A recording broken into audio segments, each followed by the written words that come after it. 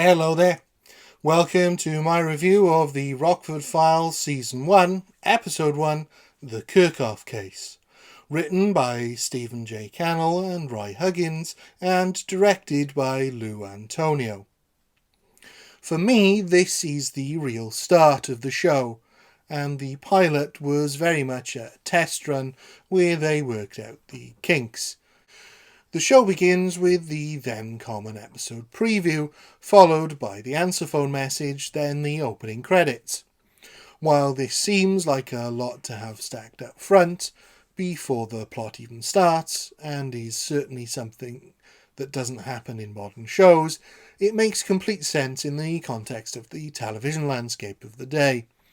The show was around 50 minutes, with around 10 minutes of adverts, so with the episode preview worked in as a mini trailer for the episode before the first commercial break, after which the episode would start.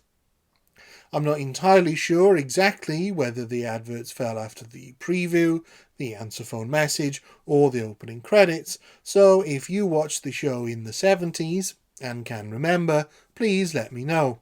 The episode begins mid-case, as it often does during this first season, with Jim following a cowboy type, accompanied by a very jaunty version of the show's theme tune.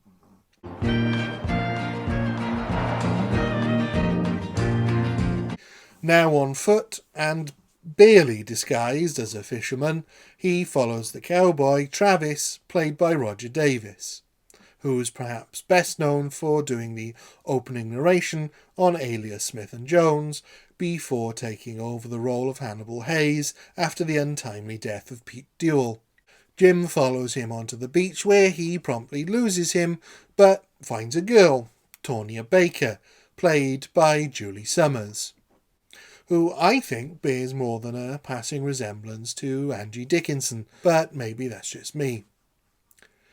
Stephen J. Cannell would reuse the name Tonya Baker in his Columbo episode Double Exposure and as a recurring character on the A-Team. This Tonya is very dismissive of Rockford's plight. Did you see a man come by here dressed in a cowboy hat a minute ago? He had to come by here. What color horse? But changes her tune minutes later when she invites him back to her place for drinks. There she admits to being an unashamed gold digger, and he respects her forthrightness. You're not in there. I already looked. Oh, it's not 'cause I haven't tried. This episode is already off to a great start. The light and flirtatious dialogue between these two is perfect to establish their relationship as mildly combative, with more than a hint of sexual tension, and the whole thing is a lot of fun to watch. As she explains, she's already checked whether he's in her book of wealthy men. The fun doesn't last for Jim, however, as it turns out she's slipped him a Mickey, which, like quicksand, seemed to be a much bigger deal on TV shows than it would turn out to be in real life.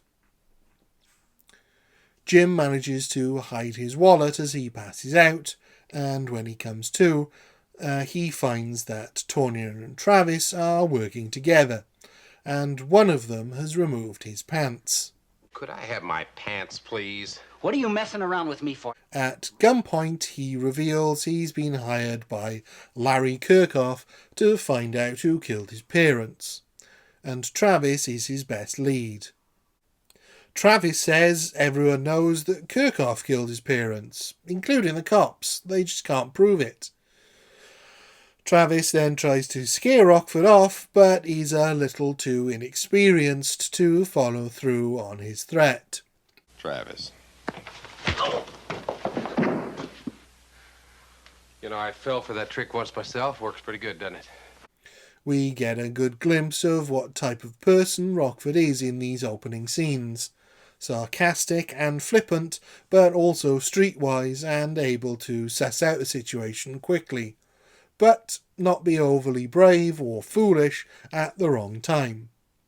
He uses his wits and his fists to take out Travis, but not before he's tried to get out of the situation relatively peacefully. He's not a coward, but he is cautious, and will try his best to avoid anything that will hurt, unless it's absolutely necessary. After this run-in with Travis, he reports back to Larry Kirkoff, played by a young James Woods. Woods is perfectly cast as the dubious and shady Kirkoff heir. His wiry frame and supercilious attitude really makes it look as if he is indeed guilty of killing his parents. I'm not paying you for your opinions, Mr. Rockford, only for your observations. As does his love of big game hunting, which was a far more acceptable pursuit at the time, but combined with the angry Doberman, makes it look as if he's overcompensating for something. Jim tells him Travis was having an affair with Kirkoff's mother, but he doesn't think Travis killed her and his father, as she was Travis's meal ticket.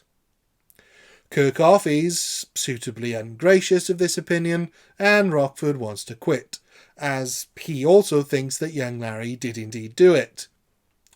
Kirkoff offers him a lot of money to keep looking, and is able to identify Tonya as someone he thought was having an affair with his father.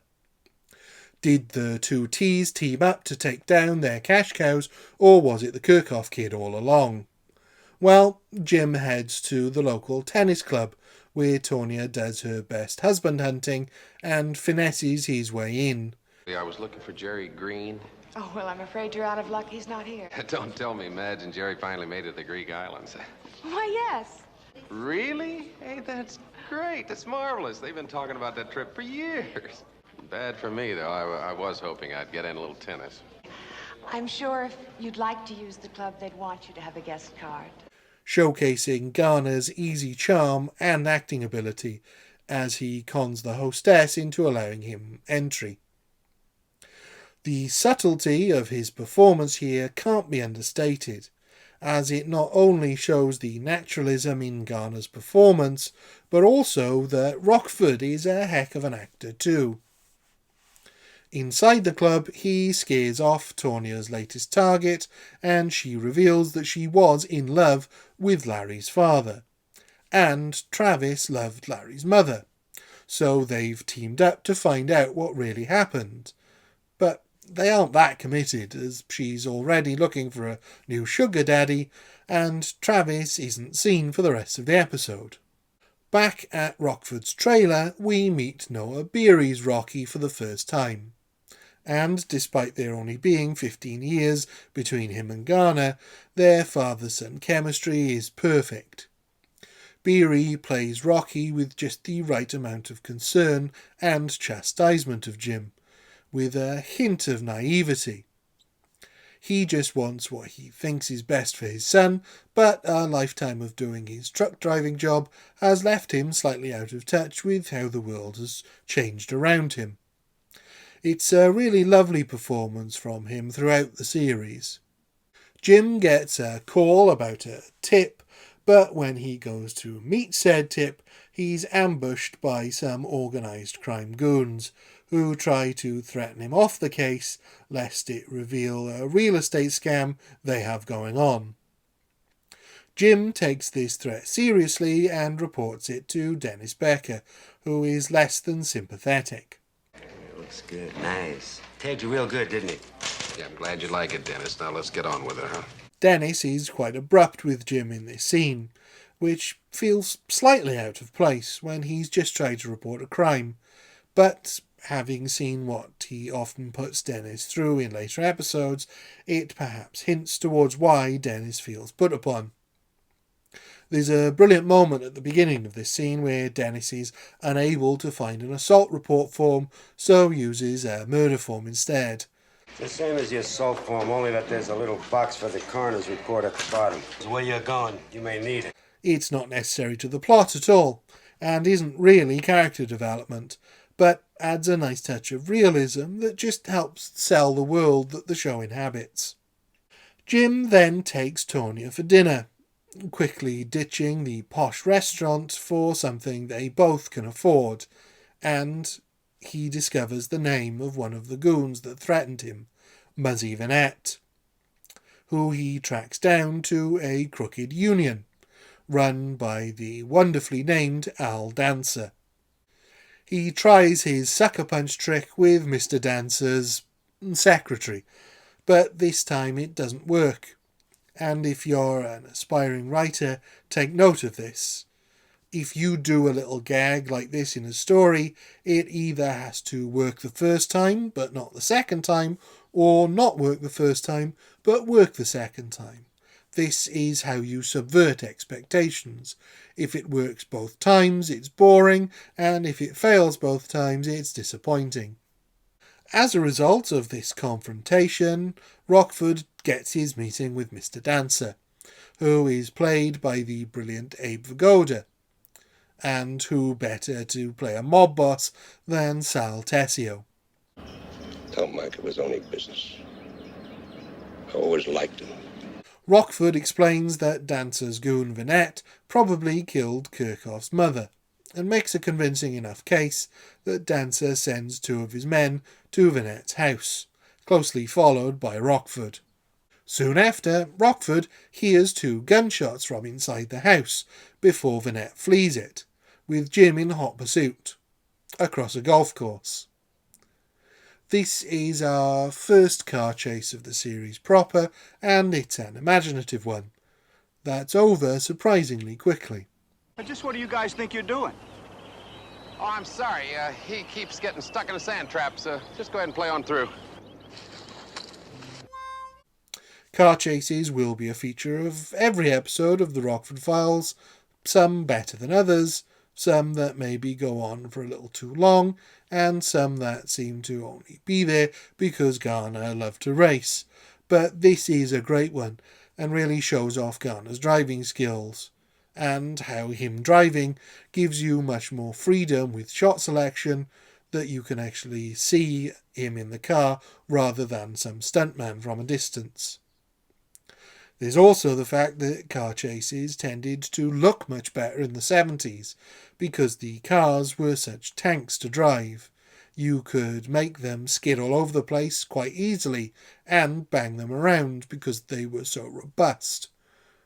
Modern cars are filled with a bunch of safety features designed to protect those inside the car in the event of a crash, and to make crashes less likely, which is obviously much, much better, but doesn't look quite as good on film. Rockford catches Vanette with the gun that killed Kirkoff's mother, and goes to Larry to claim his fee. Larry tells Rockford his father hired Vanette to kill his mother, and Rockford tells Larry that he killed his father as revenge. Larry doesn't deny this, but tells Rockford he'll send him a cheque for half of what he originally offered to pay him, which Rockford reluctantly agrees to. But while out with Tonya that evening, sees that Larry has turned himself in, realising he won't be getting paid at all for his efforts. This is a great episode. It introduces Rocky, Becca and Jim Rockford perfectly and establishes their dynamic. It sets up the offbeat romantic relationship naturally. The mystery is great, with a clever twist that keeps you on your toes until the very end. The car chase is well earned, well paced and satisfying, and it manages to just juggle all the pieces just right before bringing them together. It has the right mix of danger and humour as well, which really helps. Rockford's dry wit is very funny in the episode, whether he's in trouble or recovering from it. It has all the elements of a hard-boiled detective story with a lighter touch that borders on farce, and how it manages to do all this in 45 minutes is a storytelling masterclass. Easily a 5 out of 5 from me. Thank you. Goodbye. Didn't you notice I was wearing glasses?